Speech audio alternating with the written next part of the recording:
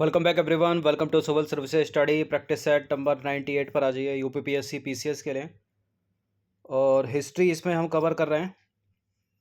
और हिस्ट्री में भी इसमें हम मध्यकालीन भारतीय इतिहास और उसमें भी मुगल काल, ठीक है, चल रहा है। तो चलिए स्टार्ट करते हैं, उसी के आगे से कंटिन्यू करेंगे जहाँ तक हो गया था। इसमें मुगल काल के साथ इसमें जो है सल्तनत काल दोनों चल रहे हैं। प्लेलिस्ट इसकी बना रखी है, वहाँ पर आप टेस्ट नंबर 1 से लेकर 98 तक पहुंच सकते हैं। डिस्क्रिप्शन बॉक्स में लिंक है उसका। इन सभी टेस्ट का पीडीएफ प्राप्त कर सकते हो, फुल टेस्ट प्राप्त कर सकते हो। डिस्क्रिप्शन बॉक्स में नंबर है, उस पर कॉल या व्हाट्सअप करके। तो पहला प्रश्न है, मुगल काल में मंत्रिपरिषद के लिए निम्नलिखित में से किस शब्द का प्रयोग किया जाता था? सद्र जहां, विरासत, सद्र कुल, विजारत। मुगल काल में मंत्रिपरिषद के लिए जिस शब्द का प्रयोग किया जाता था वो है विजारत। Option number D. तो मुगल काल में मंत्रिपरिषद के लिए विजारत शब्द का प्रयोग किया जाता था, ठीक है। और अकबर के शासनकाल में मुगल प्रधानमंत्री को वकील कहा जाता था। अकबर के काल में केवल 4 ही मंत्री पद थे, वकील का, दीवान या वजीर, मीर बख्शी और सद्र, ठीक है। वकील, दीवान, वजीर या मीर बख्शी और सद्र। ये नंबर इस पर कॉल या व्हाट्सअप करके फुल टेस्ट सीरीज प्राप्त कर सकते हैं आप। क्वेश्चन नंबर 2 पर आ जाइए। निम्नलिखित को सुमेलित करना है। मीर बख्शी, सद्र उस सुदूर, मुहत्सिब, आमिल। कौन परगने का वित्त अधिकारी है? कौन सार्वजनिक आचार नियंत्रक है? कौन धार्मिक मामलों में बादशाह का सलाहकार है? कौन सैन्य विभाग का सर्वोच्च अधिकारी है? देखिए, जो मीर बख्शी है वो है सैन्य विभाग का सर्वोच्च अधिकारी। जो सद्र उस सुदूर है वो धार्मिक मामलों में बादशाह का सलाहकार है। जो मुहत्सिब है वो सार्वजनिक आचार नियंत्रक है। और जो आमिल है वो परगने का वित्त अधिकारी है। तो सुमेलित ही हैं चारों के चारों, यानी 1 2 3 4 वाला जो ऑप्शन हो जाएगा, यानी ऑप्शन नंबर ए, ये करेक्ट हो जाएगा। तो उपर्युक्त सभी सुमेलित हैं ये। सबसे पहले मीर बख्शी की बात करें तो मीर बख्शी जो है सैन्य विभाग का सर्वोच्च अधिकारी होता था। सैनिकों की भर्ती करना, हुलिया उनका, रसद प्रबंधन और सेना में अनुशासन रखना तथा सैनिकों के लिए हथियारों तथा हाथी घोड़ों का प्रबंधन करता था मीर बख्शी। सद्र उस सुदूर, यह धार्मिक मामलों में बादशाह का सलाहकार होता था। इसका प्रमुख काम दान पुण्य की व्यवस्था करना और धार्मिक शिक्षा की व्यवस्था करना था। मुहत्सिब की बात करें तो प्रजा के नैतिक चरित्र की देखभाल करने के लिए औरंगजेब ने मुहत्सिबों की नियुक्ति की थी। और आमिल जो है वो परगने का वित्त अधिकारी होता था और किसानों से लगान वसूल करना उसका प्रमुख काम होता था आमिल का। तीसरा प्रश्न है, मुगल काल में कारखानों के प्रशासन की जिम्मेदारी निम्नलिखित में से किस विभाग की थी? दीवाने बयूतात, दीवाने तन, दीवाने मुहत्सिब या फिर खाने सामा।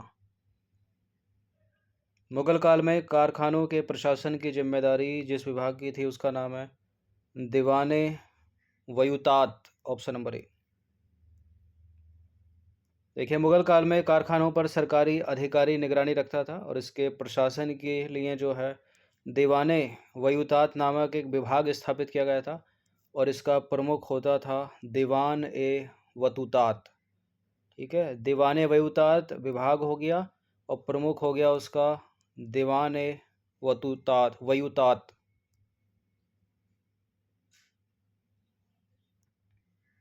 दीवाने वयूतात विभाग है और दीवान ए वयूतात है प्रमुख उसका। क्वेश्चन नंबर 4 पर आ जाइए। सूची 1 को सूची 2 के साथ सम्मिलित कीजिए और नीचे दिए गए कूट के साथ ऐसे सही उत्तर का चुनाव कीजिए। सूची 1 में है अस्पा और सूची 2 में है विशेषता। दुअस्पा, सिंहस्पा, यकस्पा और निम्नस्पा। घोड़ों से रिलेटेड है। जिसके पास 1 घोड़े होंगे क्या कहलाएगा? 2 घोड़े रखने वाला क्या कहलाएगा? ठीक है। 2 सैनिकों के बीच केवल 1 ही घोड़ा देना, वो क्या कहलाएगा? तो दुअस्पा है वह घुड़सवार जिसके पास 2 घोड़े होते थे, तो ए का हो गया 4। वह घुड़सवार जिसके पास 3 घोड़े होते थे वो सिंहस्पा हो गया। 2 सैनिकों के मध्य 1 घोड़ा यकस्पा हो गया। और वह घुड़सवार जिसके पास 1 घोड़ा होता था रुकिए, सुधार कीजिए थोड़ा। वह घुड़सवार जिसके पास एक घोड़ा होता था वो है यकस्पा, और दो सैनिकों के बीच में एक घोड़ा देना वो था निम्न अस्पा। यानी डी का हो गया 1, ए का हो गया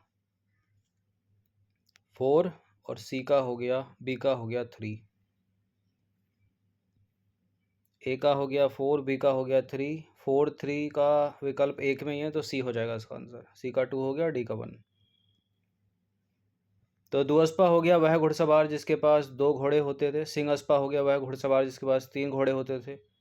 यकस्पा हो गया जिसके पास केवल एक घोड़ा होता था। और निम्नस्पा हो गया एक घोड़ा 2 सैनिकों के लिए, यानी 2 सैनिकों के बीच में एक घोड़ा होता था। सेना की कार्य कुशलता को पूर्ण रूप से बनाए रखने के लिए अकबर ने दहविस्ती का नियम बनाया, जिसके अनुसार प्रत्येक सैनिकों के लिए 2 घोड़े रखना जो है अनिवार्य हो गया।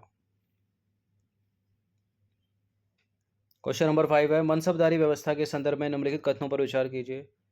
अकबर ने अपने शासनकाल के अंतिम वर्षों में मनसबदारी व्यवस्था में जात एवं सवार नामक द्वैध मनसब प्रथा प्रारंभ की। ये अंतिम वर्षों में की थी उसने अपने, या प्रारंभिक वर्षों में? यहाँ से एलिमिनेट हो सकता है इस शब्द से। जात शब्द से व्यक्ति के वेतन तथा पद की स्थिति का बोध होता था, और सवार शब्द से घुड़सवार दस्ते की संख्या का बोध होता था। बिल्कुल करेक्ट है ये। ठीक है, यहाँ तीनों के तीनों स्टेटमेंट ही करेक्ट हैं, क्योंकि अकबर ने अपने शासनकाल के अंतिम वर्षों में ही मनसबदारी व्यवस्था में जात एवं सवार नामक द्वैध मनसब प्रथा प्रारंभ की थी। जात शब्द से व्यक्ति के वेतन और पद की स्थिति का बोध होता था, और सवार शब्द से घुड़सवार दस्ते की संख्या का बोध होता था। तो तीनों के तीनों स्टेटमेंट ये करेक्ट हो जाते हैं, यानी जो डी वाला इसका आंसर हो जाएगा 1 2 3 वो करेक्ट होगा। तो अकबर ने अपने शासनकाल के अंतिम वर्षों में मनसबदारी व्यवस्था में जात और सवार नामक द्वैध मनसब प्रथा प्रारंभ की थी। करेक्ट है पहला। दूसरा तीसरा भी करेक्ट है, क्योंकि जात शब्द से व्यक्ति के वेतन और पद की स्थिति का बोध होता था, जबकि सवार शब्द से घुड़सवार दस्ते की संख्या का बोध होता था। क्वेश्चन नंबर 6 पर आ जाइए। मुगल काल के संदर्भ में निम्नलिखित कथनों पर विचार कीजिए। 2 कथन है, बताने के इनमें से कौन सा सही होगा। देखिए, अकबर ने भूमि मापन के लिए तनब के स्थान पर जरीब का इस्तेमाल प्रारंभ किया। ठीक है, यानी रस्सी के स्थान पर जरीब। कनकूद प्रथा में खेत को मापने के लिए प्रति बीघा पैदावार का अनुमान लगाकर राजस्व निर्धारित किया जाता था मुगल काल में। ये दोनों के दोनों स्टेटमेंट सही हैं, और सी है इसका आंसर। देखिए, अकबर ने तनब यानी रस्सी की जगह जरीब, जरीब मतलब बांस का डंडा जिस पर लोहे की कड़ियाँ जुड़ी होती हैं। ठीक है, इसका अभी तक तहसील में इस्तेमाल किया जाता है। इसका प्रश्न करवाया उसने, और जरीब का प्रयोग करने वाला जो अकबर है वो पहला शासक था। ये प्रश्न पूछा भी गया एक बार। कनकूद प्रथा में खेती को रस्सी से नापा जाता था। उसके पश्चात प्रति बीघा पैदावार का अनुमान लगाकर राजस्व वसूल किया जाता था। ठीक है, लेखपाल में पूछा, यूपी लेखपाल में प्रश्न इस लाइन से। नंबर 7 पर आ जाइए। मुगल काल की आर्थिक स्थिति के संदर्भ में निम्नलिखित कथनों पर विचार कीजिए। अकबर ने आंतरिक व्यापार पर लगने वाले राहदरी कर को समाप्त कर दिया, और इस काल में नील की खेती के लिए गुजरात प्रसिद्ध था। किस काल में? मुगल काल में। गुजरात था, बंगाल था? गुजरात ही था। करेक्ट है दोनों के दोनों स्टेटमेंट, सी है इसका आंसर। देखिए, अकबर ने आंतरिक व्यापार पर लगने वाले राहदारी कर को समाप्त कर दिया, और मुगल काल में नील की खेती जो है गुजरात में, सिरसा में और बयाना में होती थी। तो दूसरा वाला स्टेटमेंट जो है वो सही हो जाता है। क्वेश्चन नंबर 8 पर आ जाइए। मुगल काल में बोहरा का संबंध निम्नलिखित में से किससे था? जमींदार से, व्यापारी से, शिल्पी से, किसान से। ये प्रश्न इंपॉर्टेंट है। इस तरह के प्रश्न यूपीएससी सिविल सेवा तक में पूछ जाते हैं सीधे सीधे।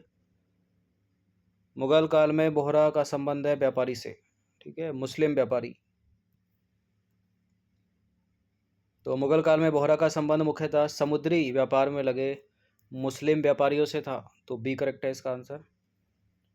क्वेश्चन नंबर 9 पर आ जाइए। मुगल काल के व्यापार के संदर्भ में निम्नलिखित कथनों पर विचार कीजिए। मुगल काल में मुख्यतः अफीम, नील, सोरा, सूती वस्त्रों का निर्यात होता था, और इस काल में सोना चांदी का आयात किया जाता था। कौन सा कथन सही है?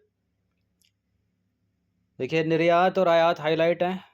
क्या इंटरचेंज तो नहीं होगा, या सही है जैसे लिखा है? जैसे लिखा है करेक्ट है।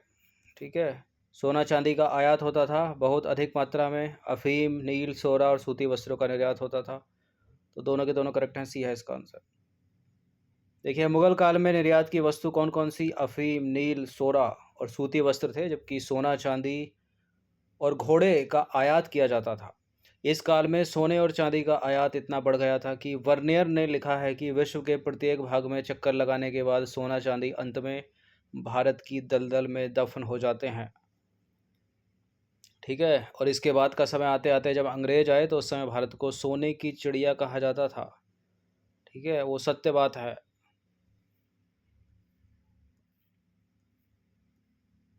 क्वेश्चन नंबर 10 पर आ जाइए। मुगल कालीन प्रशासन में सिकदर कौन होता था? परगने का वित्त अधिकारी, परगने का प्रमुख अधिकारी, रक्षा विभाग का सैन्य अधिकारी, दरबार के कवियों का प्रमुख अधिकारी। देखिए, दरबार के जो कवि हैं उनका प्रमुख अधिकारी तो खुद शासक ही हो गया, सम्राट हो गया।